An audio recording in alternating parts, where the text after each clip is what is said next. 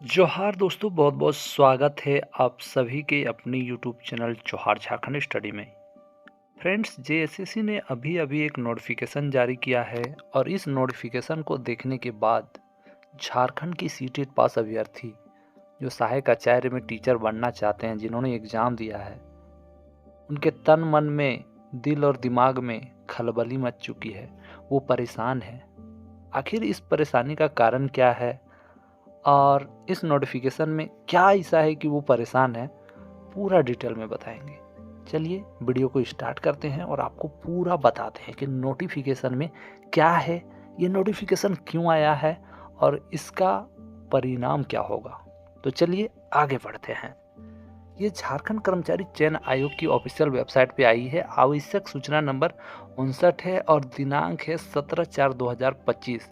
इसमें क्या लिखा हुआ है? झारखंड प्रारंभिक विद्यालय प्रशिक्षित सहायक आचार्य संयुक्त प्रतियोगिता परीक्षा 2023 अंतर्गत इंटरमीडिएट प्रशिक्षित सहायक आचार्य कक्षा 1 से 5 पद अंतर्गत पत्र 1 to 3 पत्र 2 पंचपरगनिया कुड़माली एवं हो भाषा को छोड़कर तथा स्नातक प्रशिक्षित सहायक आचार्य 6 to 8 के पद अंतर्गत 1 to 3 एवं 4 पत्र 4 के अंतर्गत उर्दू भाषा को छोड़कर अंतिम उत्तर कुंजी सह उत्तर पत्रांक दिनांक 20/4/2025 से लेकर 26/4/2025 तक डाउनलोड हेतु लिंक उपलब्ध रहेगा।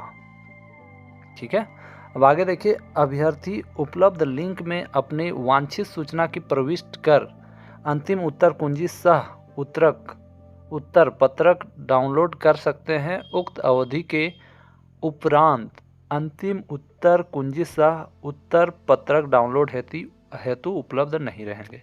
तो ये नोटिफिकेशन है, क्योंकि जैसे कि जेएसएससी सहायक आचार्य का जो एग्ज़ाम आपको पता है हो चुका है और होने के बाद आपका रेस्पॉन्स की आना बाकी था। तो अब रेस्पॉन्स की आप डाउनलोड कर सकते हैं, यानी आपने जो भी टिक लगाया है वो फाइनल आंसर की आपका आने वाला है। और देखिए, पचपरगनिया कुड़माली एवं हो भाषा छोड़कर, इतना भाषा को छोड़कर आपका आंसर की जो है फाइनल आंसर की आ जाएगा। आप लोग देख लीजिएगा। लेकिन छात्रों के मन में ये प्रॉब्लम आ रहा है, सीटेट पास अभ्यर्थी सोच रहे हैं कि नोटिफिकेशन पे नोटिफिकेशन आया, जैसे कि कल पेपर में आया है ना, उसके बाद आज नोटिफिकेशन आ गया कि उत्तर कुंजी वाला नोटिफिकेशन आ गया। तो छात्रों के मन में एक डर आ गया कि हम लोग तो नॉट अलाउड हैं अभी तक। हम लोग सुप्रीम कोर्ट में जो रिव्यू पिटीशन लेके गए हैं उसका अभी कुछ हुआ नहीं है और ये नोटिफिकेशन बीच में आ जाता है, शायद सीटेट पास अभ्यर्थियों को नहीं लिया जाए। ये मन में डर है आपका, है ना, सीटेट पास अभ्यर्थियों का डर है। तो इस नोटिफिकेशन के बारे में आपको बता दूं, ये जो नोटिफिकेशन है, ये नोटिफिकेशन हाईकोर्ट में जो हुआ उसका परिणाम है, हाईकोर्ट का परिणाम है। लेकिन इस नोटिफिकेशन में ये नहीं लिखा गया है कि रिजल्ट आने वाला है। रिजल्ट आने का जो प्रोसेस होता है एक बहुत ही लंबा प्रोसेस होता है।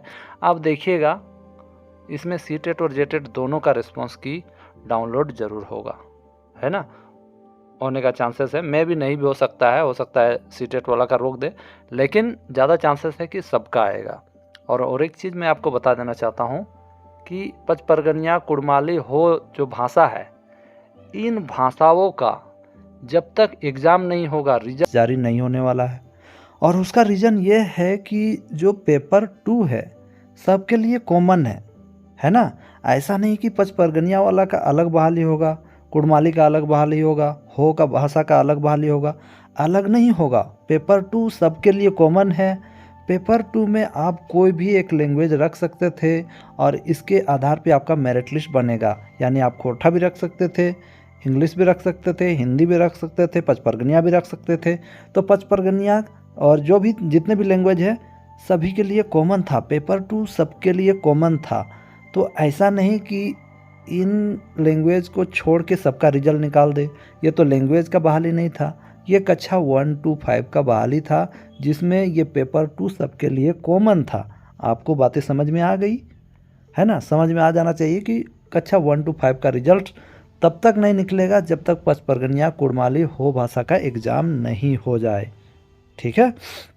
उसके बाद स्नातक स्तर वाला जहाँ तक आप लोग बात कर रहे हैं, तो यहाँ पर उर्दू का रिजल्ट नहीं निकलेगा, लेकिन इन और भी जितने लैंग्वेज थे उनका निकल सकता है, क्योंकि यहाँ पर जो है आपका पेपर 4 में जिसका उर्दू था उसका थोड़ा सा दिक्कत है। मैं एग्री करता हूँ कि 6 to 8 का रिजल्ट्स निकाल सकता है, लेकिन अभी रिजल्ट्स निकालने का कोई भी ऐसा मतलब ऐसा कुछ प्रतीत नहीं हो रहा है कि रिजल्ट निकलेगा, है ना। 1 to 5 का तो निकलेगा ही नहीं, 6 to 8 का भी अभी निकलना मुश्किल लगता है, जब तक कि ये एग्ज़ाम्स क्लियर नहीं कर ले। ये मात्र एक दबाव में आके ये नोटिफिकेशन जारी किया है और कुछ नहीं है। बाकी बात मैं यही कहूँगा, जितने भी सीटेट पास अभ्यर्थी हैं जो सुप्रीम कोर्ट में अपने रिव्यू पिटीशन के लिए गए हैं, उनको भी अब अपने काम पे ध्यान देना होगा और जल्द से जल्द सुनवाई करनी होगी। ये बात को मैं एक्सेप्ट करता हूँ दोस्तों, और ये बात आगे फॉरवर्ड हो चुकी है और सबके ध्यान में आ चुका है, तो आपको टेंशन लेने की ज़रूरत नहीं है।